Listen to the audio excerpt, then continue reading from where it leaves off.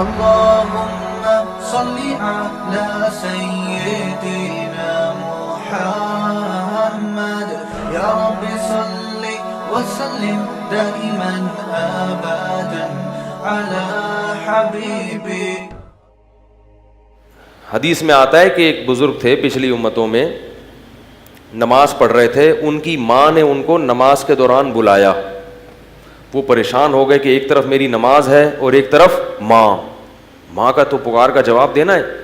کیسے تقویٰ تھا دیکھو پہلے لوگوں میں. آج نماز میں نہیں ہوتے، ٹی وی دیکھ رہے ہوتے ہیں اور ماں پکارتی ہے، جواب. بہت بڑا جرم ہے. یاد رکھو، اپنی اولاد کو سمجھاؤ یہ کہ ماں یا باپ میں سے جب کوئی پکارے آپ کو جواب دینا ہے. گونگا بہرا بن کے بولو بھائی نہیں بیٹھنا. موبائل میں لگی ہوئی ہے بیٹی، واٹس ایپ دیکھ رہی ہے، ماں بلا رہی ہے کہ جواب ہی نہیں دے رہی. بہت بڑا جرم ہے، بہت بڑی بدتمیزی ہے، بہت بڑی بے اکرامی ہے یہ. تو بزرگ تھے نا، تبھی تو ڈر گئے کہ نماز ہے اور کون پکار رہا ہے؟ ماں پکار رہی ہے. اب کنفیوز ہو گئے کہ یار ایک طرف نماز ہے. مسئلہ معلوم نہیں تھا کہ نماز توڑوں تو اللہ ناراض ہو سکتا ہے، نماز نہیں توڑوں تو کیا ہوگا. تو ماں نے فوراً بددعا دی. جواب نہیں دیا نا انہوں نے. تو اللہ کرے تجھ پر کوئی کسی عورت کی کیا لگے، تہمت لگے.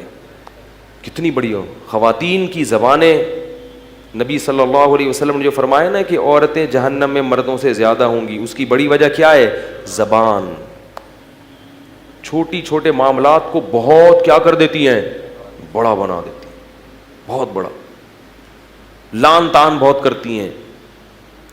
بار بار کہتا ہوں جو بیان سن رہی ہیں وہ نہیں، ان کے علاوہ وہ بھاگ جائیں گی، بھائی بولیں گے کیا بول رہا ہے. تو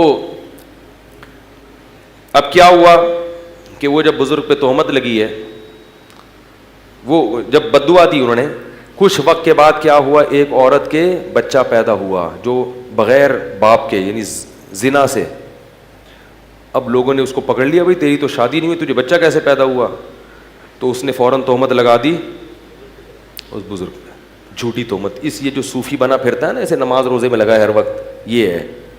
لوگ میں سینس تو ہے نہیں کہ بھائی کوئی بھی دشمنی میں لگا سکتا ہے، کوئی بھی اپنے اصل مجرم کو بچانے کے لیے بھی کسی پہ کوئی دشمنی نہیں ہوتی، لیکن اصل جو ہے نا اس سے تو دوستی ہے، وہ بچ جائے. ان کو پکڑ کے ان کی عبادت گاہ کو گرا دیا، اور جو ان کو توہین کر سکتے تھے کرے. وہ بیچارے بڑے، ان کو یاد آیا کہ یہ کیا تھا، میری ماں کی بددعا. حدیث میں آتا ہے کہ بچپن میں کوئی بھی نہیں بولتا سوائے 3 بچوں کے. ان میں ایک یہ بھی تھے. جب بہت زیادہ ہو گیا تو اللہ کو ان پہ ترس آیا، تو ماں کی گود میں بچے نے گواہی دی کہ میں اس کا بیٹا نہیں ہوں. پھر ایک شخص کا بتایا کہ وہ ہے جس نے زنا کیا ہے میری ماں کے ساتھ.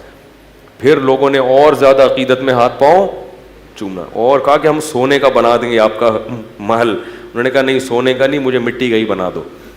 تو اس سے پتہ چلتا ہے کہ ماں کی بددعا کا اثر، بولو بھائی، بہت جلدی ماں کی بددعا کا اثر ہوتا ہے. تو اس طرح پتہ چلتا ہے کہ ماں کی دعا کا اثر بھی جلدی ہوتا ہوگا یقیناً. تو اس لیے والدین کو خوش کر کے ان کی دعائیں لینی چاہیے. اور والدین کو چاہیے اگر کبھی اولاد سے کمی کوتاہی ہو گئی ہے تو بددعا، بہت بڑا جرم ہے یہ. اس سے ماں باپ کو بھی سزا ملے گی کہ اتنی سی بات پہ بددعا دی کیوں تم نے. تو اسی وجہ سے امام ابو حنیفہ رحمہ اللہ تعالیٰ نے اس حدیث سے استدلال کیا کہ نفل نماز اگر آپ پڑھ رہے ہیں اور والدین آپ کو پکاریں تو نماز توڑ کر ان کا جواب دینا چاہیے. ٹی وی دیکھتے ہوئے جواب دینا کیوں واجب نہیں ہوگا؟ واٹس ایپ پہ بیٹھے ہوئے کیوں واجب نہیں ہوگا؟ بے شک آپ وہ بات نہ کریں، آپ کچھ عذر کر لیں کہ میں مصروف ہوں، یہ ہوں، لیکن گونگے بن کے، بہرے بن کے نہ بیٹھیں. اور یہی حکم باپ کا بھی ہے، ماں کا بھی ہے، دادا کا بھی ہے، نانا کا بھی ہے، دادی کا بھی ہے اور نانی کا بھی ہے. دادا، دادی، نانا، نانی میں سے کوئی آپ کو پکارے تو آپ دیکھو، پولیس والا آپ کو بلائے نا، آپ کے لیے جانا واجب نہیں ہے، وہ خود ہی اٹھا کے لے جائے گا آپ کو. آپ کے لیے جواب لبیک کہنا واجب نہیں ہے، خود ہی اگلی کال پہ آپ کو موبائل آئے گی اور اٹھا کے لے جائے گی. دادا بیچارہ اٹھا نہیں سکتا آپ کو، وہ بوڑھا آدمی ہے، اس لیے ان کے احسانات بھی زیادہ ہیں. تو دادا دادی نانا نانی, اسی طرح پردادا پردادی پرنانا, یہ سب جتنے بھی آپ کے آباء و اجداد ہیں نا, ان میں سے کوئی بھی پکارتا ہے تو آپ کو اس کا جواب دینا واجب ہے, کیونکہ ان کی توہین شریعت کسی بھی صورت میں برداشت. اب سوچو اس توہین کو برداشت نہیں کیا گیا کہ چپ رہو, تو جا کے ان سے بدتمیزی والی توہین کو کیسے برداشت کرے گی شریعت, کہ جھڑک کے بات کر رہے ہو ان سے, ان کو یوں کر رہے ہو. یہ جو غیر مسلم قومیں ہیں نا, ان میں بالکل احترام نکل گیا. مجھے لوگ بتاتے ہیں نا, مختلف ملکوں سے لوگوں کی کالز آتی ہیں, بتاتے ہیں ہندوستان میں بھی ہندوؤں میں یہ جو سسٹم ہے نا تباہ ہو گیا بالکل.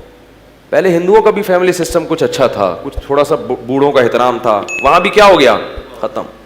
تو اللہ کے بندو, ہم مسلمان ہیں, ہمارے پاس تو اللہ کی کتاب ہے, ہمیں اس کتاب کو فالو کرنا ہے. گھر میں کوئی بوڑھا ہے, دادا دادی, تو صرف اس کی کیئر نہیں کرنی ہے. لوگ سمجھتے ہیں صرف اس کا علاج معالجہ کرنا ہے, اس کو عزت دینی ہے. کیسے سمجھائیں یار, اس کو کیا کرنا ہے, عزت دینی ہے, عزت. لوگ کرتے ہیں کہ بھائی دادا بیمار ہیں تو چلو ٹھیک ہے, ایک لگا دیا ایک نوکر کے, یار دیکھو ان کا ذرا پیمپر ویمپر چینج کر دیا کرو. اتنا کافی نہیں ہے, اس کو کیا کرنی ہے, عزت دینی ہے. وہ بات کر رہا ہو تو بیٹھ کے آرام سے سننی ہے, چاہے سمجھ میں آئے نہ آئے.